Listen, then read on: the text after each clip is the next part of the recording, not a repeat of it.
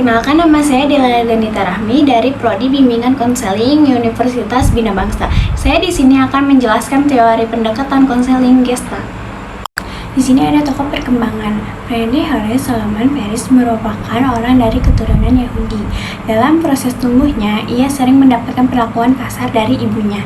Kedua orang tuanya sering bertengkar, hidup dalam keluarga yang kurang harmonis. Ayahnya adalah seorang hipokrit yang mengkhotbahkan suatu hal namun hidup dengan cara yang berbeda dengan yang dikhotbahkannya. Selama masa pubertas, Ferris sering dijadikan kambing hitam dalam keluarganya. Pengalaman penolakan dan rasa tidak aman mempengaruhi sikap dan pemikirannya pada kehidupan selanjutnya. Di sini ada hakikat manusia. Friedrich adalah seorang humanis yang memiliki pandangan optimistik tentang sifat dasar manusia. Setiap manusia bertujuan untuk mengaktualisasikan diri. Dalam pandangan Gestalt, individu memiliki kesanggupan untuk bertanggung jawab atas kehidupan dan manusia memiliki sifat dasar baik serta memiliki kemampuan untuk menangani kehidupan dengan berhasil. Walaupun terkadang mereka pasti butuh bantuan dari orang lain. Konsep dasar ada 3. Yang pertama ada inner journey atau dimensi kesadaran dalam.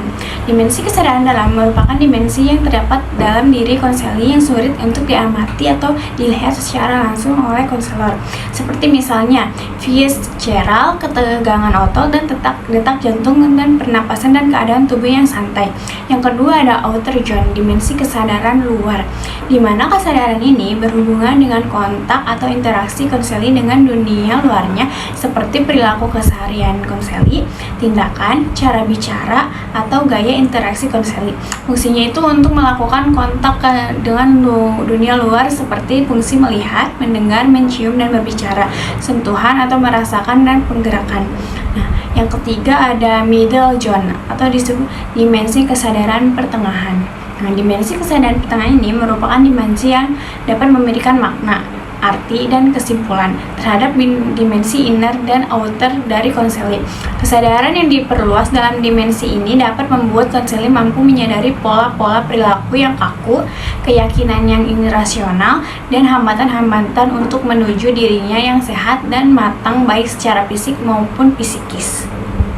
Pribadi sehat, yaitu 1. Ada individu yang dapat mempertahankan kesadaran tanpa dipecah oleh berbagai stimulasi dari lingkungan yang dapat mengganggu perhatian individu. Orang tersebut dapat secara penuh dan jelas mengalami dan mengenali kebutuhannya dan alternatif potensi lingkungan untuk memenuhi kebutuhannya. Yang kedua ada individu yang dapat merasakan dan berbagai konflik pribadi dan frustasi tapi dengan kesadaran dan konsentrasi yang tinggi tanpa ada pencampuran dengan fantasi-fantasi. Yang ketiga ada individu yang dapat membedakan konflik dan masalah yang dapat diselesaikan dan tidak dapat diselesaikan. Yang keempat ada individu yang dapat mengambil tanggung jawab atas hidupnya. Yang kelima ada individu yang dapat berfokus pada suatu kebutuhan atau figur dan suatu waktu sambil menghubungkan dengan kebutuhan yang lain atau background, sehingga ketika kebutuhan itu terpenuhi disebut juga Gestalt yang sudah lengkap. Di sini ada asumsi pribadi tidak sehat. Yang pertama ada akibat stimulisasi lingkungan, kesadaran dan perhatian individu tersebut terpecah. Yang kedua ada individu yang tidak dapat merasakan dan berbagi konflik pribadi atau frustasinya kepada orang lain dengan kesadaran dan konsentrasi yang tinggi. Yang ketiga ada individu tidak dapat membedakan antara masalah yang dapat diselesaikan dan masalah yang tidak dapat diselesaikan. Yang keempat ada individu tidak dapat bertanggung jawab atas dirinya sendiri atau tidak dapat mandiri, ia merasa hidupnya bergantung pada ibunya. Yang kelima ada individu tersebut tidak dapat fokus dengan hidupnya. Ada 4 tujuan konseling. Yang pertama ada membantu konselnya agar dapat memperoleh kesadaran pribadi, memahami kekayaannya atau realitas serta mendapatkan insight secara penuh. Yang kedua ada membantu konseling menuju pencapaian integritas pribadiannya. Yang ketiga ada mengataskan konseli dari kondisi yang tergantung pada pertimbangan orang lain ke mengatur diri sendiri. Yang keempat ada meningkatkan kesadaran individu agar konseli dapat bering, bertingkah laku menurut prinsip-prinsip Gestalt. Semua situasi bermasalah yang muncul dan selalu akan muncul dapat diatasi dengan baik. Selanjutnya ada peran dan fungsi konselor. Yang pertama ada dalam proses konseling Gestalt. Konselor memiliki peran dan fungsi yang unik, yaitu konselor memfokus pada perasaan, kesadaran, bahasa tubuh, dan hambatan energi dan hambatan untuk mencapai kesadaran yang ada pada konseling.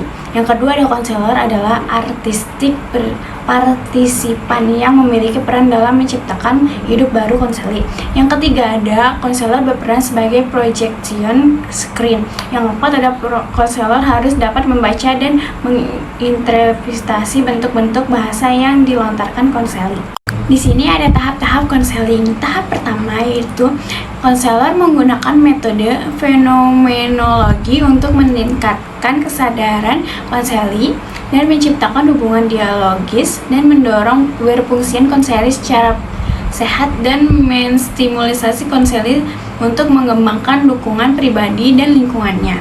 Nah, ada tahap kedua yaitu konseling berlanjut pada strategi-strategi yang lebih spesifik. Nah, konseling mengeksplorasi berbagai introyeksi, berbagai modifikasi kontak yang dilakukan dan unifisik business. Nah, tahap ketiga yaitu ditandai dengan aktivitas yang dilakukan konseli dengan mengeksplorasi masalahnya secara mendalam dan membuat perubahan-perubahan yang cukup signifikan. Ada beberapa teknik spesifik dari konseling Gestalt. Yang pertama, eksperimen, berarti mendorong konseli untuk mengalami dan mencoba cara-cara baru. Melalui teknik ini, konselor membelajarkan konseli untuk mengalami dan menghayati kembali masalah-masalah yang terselesaikan ke dalam situasi di sini dan sekarang. Yang kedua ada tahap penggunaan bahasa, yaitu teknik di mana konselor dapat menciptakan suatu iklim lingkungan yang dapat mendorong perubahan bahasa-bahasa.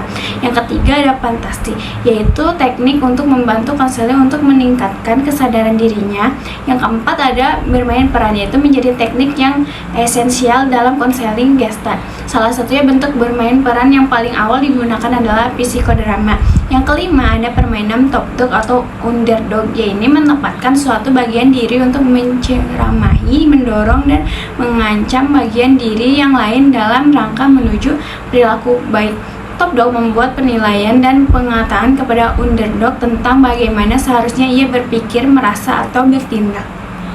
Di sini ada kelebihan teori. Yang pertama ada terapi Gestalt menangani masa lampau dengan membawa aspek-aspek masa lampau yang relevan ke saat sekarang. Yang kedua ada terapi Gestalt memberikan perhatian terhadap pesan-pesan non-verbal dan pesan-pesan tubuh. Yang ketiga ada terapi Gestalt menolak mengakui ketidakberdayanya sebagai alasan untuk tidak berubah.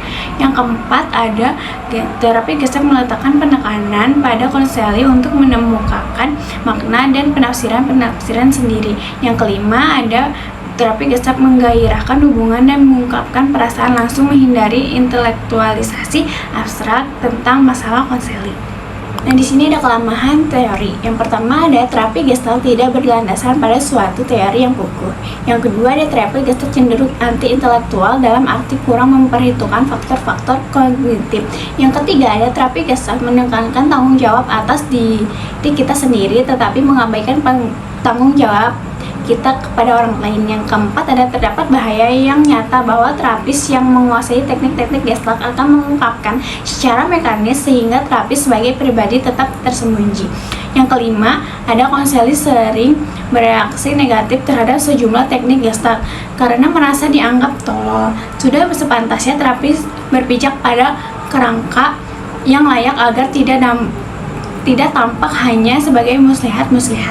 Kesimpulan dari presentasi tadi yaitu manusia merupakan pribadi yang utuh, terinteraksi dan seimbang. Manusia dikatakan utuh, terinteraksi dan seimbang jika ia tidak tergolong orang yang neurosis. Neurosis menurut konseling Gestalt adalah manusia yang mengalami gangguan perkembangan, bukan gangguan emosional. Orang yang neurosis adalah orang yang mengingkari atau menolak aspek-aspek dirinya dan lingkungannya, tidak hidup pada saat sekarang, dan tidak melakukan kontak dengan lingkungannya, kurang memiliki kesadaran, dan kurang mengaktualisasi diri. Sekian dari saya, mohon maaf apabila ada perkataan yang kurang jelas. Wassalamualaikum warahmatullahi wabarakatuh.